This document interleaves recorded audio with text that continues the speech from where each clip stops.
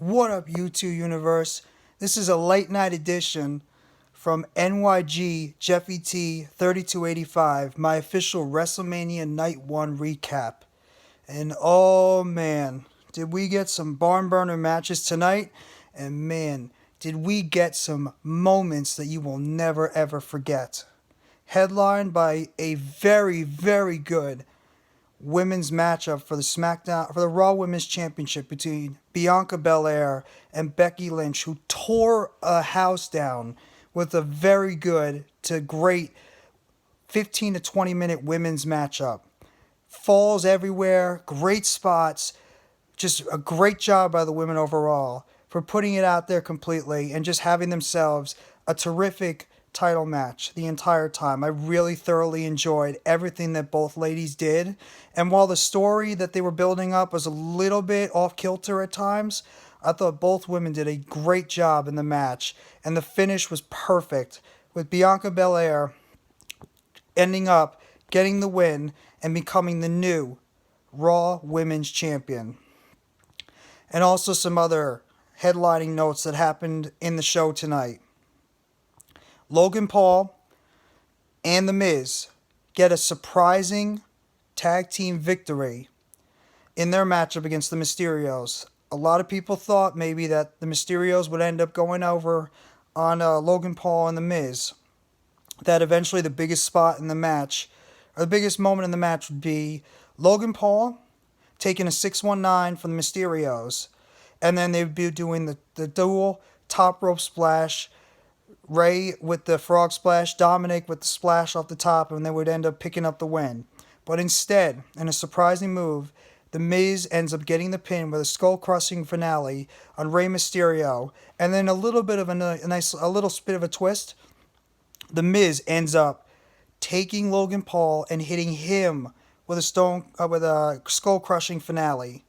And man, that was a little bit of an interesting twist. Are we going to be getting another feud come on with The Miz and Logan Paul? Or is this just a little one-off thing that maybe they'll continue on later in the year? So that's a little interesting twist. You had Rick Boogs and Shinsuke Nakamura taking on the Usos, which actually had the makings to be one of the best matches, possibly on night one. But unfortunately, on one spot where Rick Boogs was supposedly going to try and take both Usos and pretty much try to military press or slam them in some sort of fall-away slam, his leg ended up giving out, and unfortunately Rick Boogs suffered a torn quad and patella tendon in his knees. And the match ended up having a different result, and the Usos ended up retaining their titles. I wish nothing but the best and a speedy recovery for Rick Boogs. And in terms of Shinsuke Nakamura now, he's going to have to go back at it alone. Maybe he enters the Intercontinental title picture again against Ricochet. Or he can maybe eventually go into the world title picture. Or maybe just into another singles feud. So the story is what's going to happen with Shinsuke Nakamura. What's going to happen with the Usos. Are the Usos, what team is going to move on to take on the Usos? Is it going to be the New Day again? Or is it going to be another team that we're not sure about? But yeah, Bianca Belair and Becky Lynch really tore the house down. They really just put on a fantastic match. And with Bianca getting the win now, does this mean that Becky Lynch maybe goes away, takes some time off? Or does they end up having another match at WrestleMania Backlash possibly? And maybe that's where Becky either gets the title back or Bianca puts away Becky, and then either Becky and Bianca go into separate or different feuds, or maybe Becky takes some time off and Bianca moves on to somebody else. Maybe a Shayna Baszler, maybe a Liv Morgan, maybe a Rhea Ripley, possibly even a returning Bayley or Asuka. So we're not really sure, but kudos to the ladies on putting on a very good women's title match.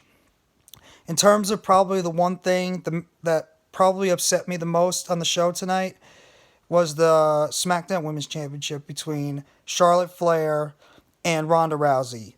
While the match had its certain botches in it, and it wasn't anywhere near or close to what the women on the Raw side, Bianca and Becky, did, they still put on a pretty halfway decent match for what both of them could do. With some nice, decent submissions, some decent submission moves, crossovers, counter pins, and everything. And it looked like it was going to end up being Ronda Rousey coming out on top and getting the the title in the end.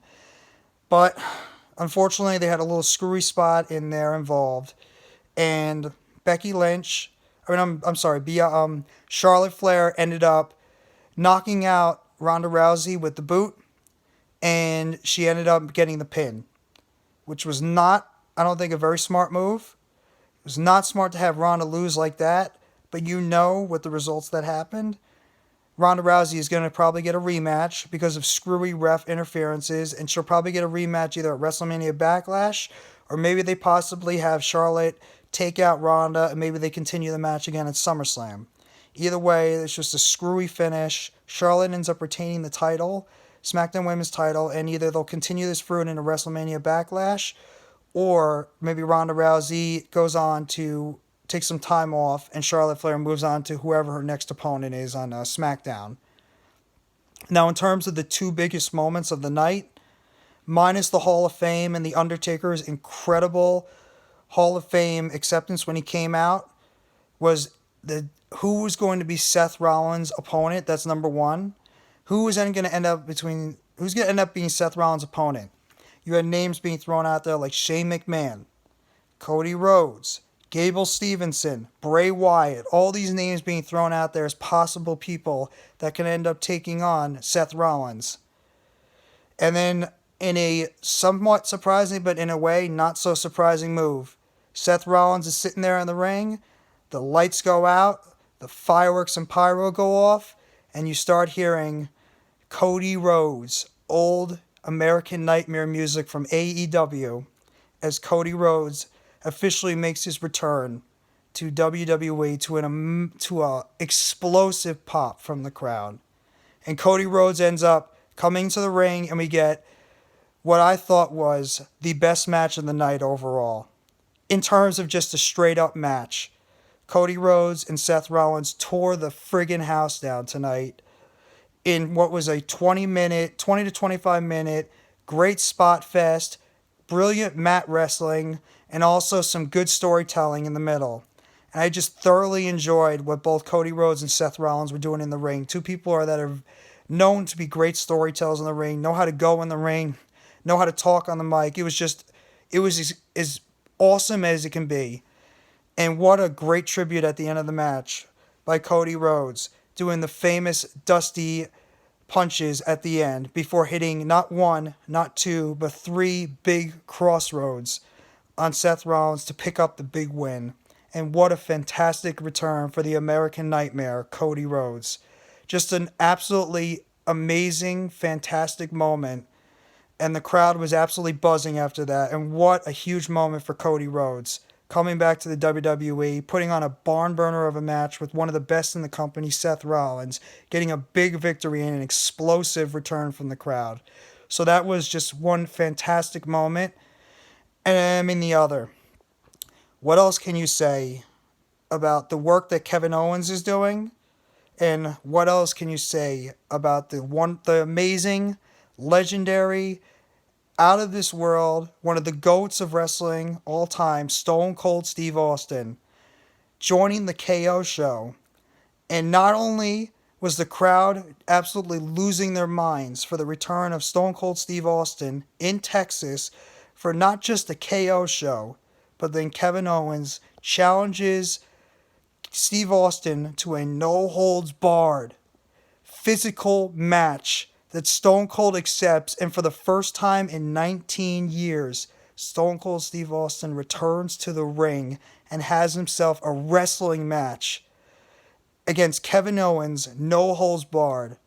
And as a fan of Stone Cold, since he first took off in WWF, when he was just having that incredible match with Bret Hart and starting to turn into the rattlesnake, Mr. Austin 316, when he finally beat Shawn Michaels at WrestleMania 14 for the title. And I mean, what can you say about the bumps that Austin took, the moves that Kevin Owens did, the pop that Austin got, the match itself, the environment? It was actually a better match than I thought it would be between Kevin Owens and Stone Cold Steve Austin, a no-holds-barred match, about a 10 to 15 minute match with Austin taking some vicious bumps on the ground, outside of the ring, in the crowd, maybe some table shots. And oh man, Kevin Owens did a fantastic job this entire time building up the feud with Austin, taking the stunners from Austin, hitting a stunner himself on Stone Cold. It was just, if you're a wrestling fan from the Attitude Era, you just get goosebumps from what you just witnessed tonight. Or in this way, last night, from what you saw from Stone Cold Steve Austin having his first match since 2003 against The Rock at WrestleMania 19. It's just a moment that you'll never ever forget. Stone Cold Steve Austin comes out with the ATV, comes out with the jorts, the knee braces, and he just went out there and he did what Stone Cold Steve Austin does best. Kicks ass, takes names, stomps a mud hole in others' asses, stuns the hell out of you, drinks those Steve Weisers all over the place, flips the bird, and salutes the crowd. The only way that Stone Cold Steve Austin can. And I thought it was a absolutely brilliant way to cap off what was actually a surprisingly very good WrestleMania Night 1. So my highlights of the night were definitely the return of Cody Rhodes and the phenomenal match that him and Seth Rollins had. The great moment that Stone Cold Steve Austin had with Kevin Owens, returning to the ring for the first time in 19 years and actually putting on a very good 10-minute no-holds-barred match with Kevin Owens. And Bianca Belair and Becky Lynch having a very good Raw Women's title match. Unfortunately, the lowlights for me was the injury to Rick Boogs, which I think changed up the plans on maybe those two, him and Shinsuke Nakamura having or winning the championship tonight. But obviously with Boogs getting hurt, they probably had to alter right to the Usos. So it's unfortunate what happened to Boogs. Wish him the best and the most speedy recovery. And probably the decision with Charlotte Flair and Ronda Rousey. I thought it was a very poor decision to have Charlotte Flair go over in the way she did. So that's my very quick WrestleMania recap. I thought night 1 was very good after a great NXT Stand and Deliver pay-per-view. So I think WrestleMania weekend has actually been off to a great start for WWE. Now, can they continue it into tomorrow, where you got Roman Reigns versus Brock Lesnar as the featured big-time matchup? You got Pat McAfee versus Austin Theory. You got Sami Zayn versus Johnny Knoxville. You got the WWE Women's Tag Team Championship match. You got the Raw Triple Threat tag team match between RK Bro, Alpha Academy, and the Street Profits. And you could possibly have some more great moments go on tomorrow night. So that's my quick WrestleMania Night 1 recap. If you enjoyed this video, please hit the like button on the bottom. Subscribe if you haven't already to NYG Jeffy T 3285. And leave a comment in below to tell me what you thought of WrestleMania Night 1, what you liked, what you didn't like, and what you are looking forward to coming into Night 2. So I hope you have a very great night. Hope you enjoyed WrestleMania Night 1. And I'll talk to you guys tomorrow for my official WrestleMania Night 2 recap. Have a good night. Take it easy, everyone. Peace.